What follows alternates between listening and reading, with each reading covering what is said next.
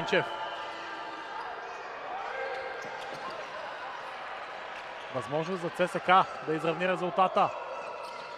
Мохамед Реза Бейк не успя да отиграе. Това прави Алексов. Кой знае дали след края на матча няма да се връщаме до да. тази ситуация като една от много значимите в двубоя.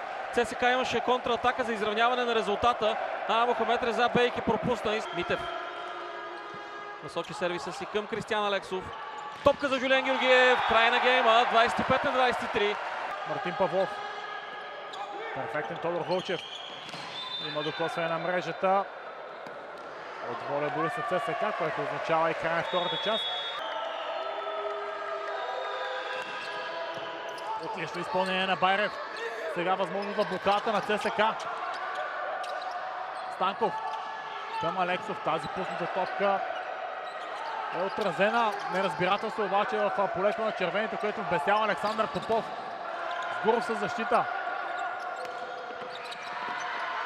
Разиграването продължава. Какво ще избере Никола Великов? Топка към Митев. Още една защита. Разиграването на матча категорично.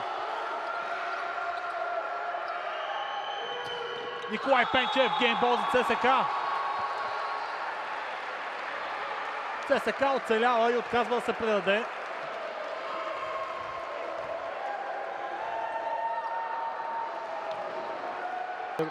Двете чуждестранни попълнения в днешния ден. Още една възможност от ЦСК. Гуров. Блокаут на Захарис Гуров. Ето е работата на младите таланти в школата на ЦСК, които започват да блестят ярко и в мъжкия отбор. На крака очаква последната точка. И Кристиан Алексов я носи. Страхотен край на матча за Локомотив с ас на Кристиан Алексов.